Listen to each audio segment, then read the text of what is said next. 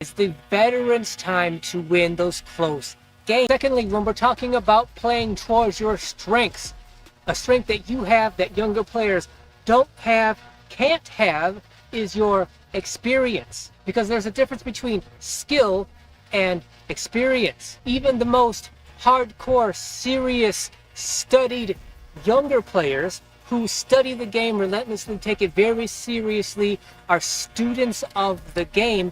They may be very well skilled, but because they're so young and you have 10 plus years of experience on them, their skill cannot replace your experience. With your experience should become the evolution of strategy, and that strategy should revolve around your physicality, trying to compensate for your lack of athleticism. What I mean is you need to know yourself, know your game, and strategize how you play so that you still are the most effective player you possibly can be, while at the same time using as little energy as possible. Not effort. There's a difference between effort and energy as well. What I'm talking about is you don't want to burn out your body, your physical presence on the court early in the game. You want to save yourself physically for the end of the game, where you can make the most difference because you have the most experience. In general, end of games, end of close games, that's veteran time. It's the veterans' time to win those close games. Not because we're better, not because we've been out here for longer and because of that we're inherently better than the younger players. It's just because of our experience.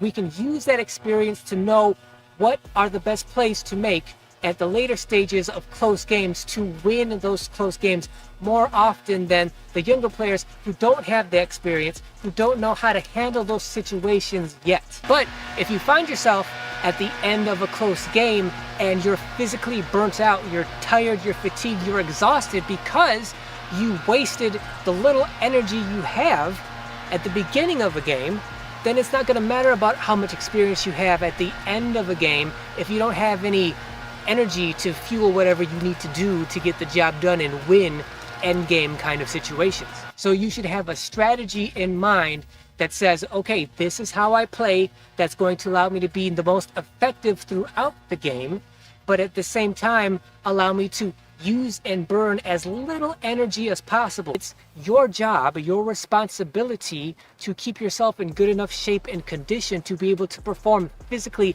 at the end of hypothetically, theoretically close games, and so you can make the right decisions and have the energy to execute those decisions in those key moments. And by execute, I'm not talking necessarily about scoring, because you're the old guy. Like, you are probably not going to be as an effective scorer as your teammates who are younger and more physically able than you are. I'm talking about being able to make whatever physical play is appropriate for that late game, close game situation. If you don't have the physicality to make the right pass or get the rebound or go for the right steal at the right time, if you just don't have the energy to do that because you burned it at the beginning of the game, then you're no use to your team. You might as well just go stand on the side and like verbally coach them. But because you're on the court and you're trying to be a physical presence at your advanced age, you need to have the energy at the end game situations to be able to execute the way it's proper and the way that's going to help your team to win those games.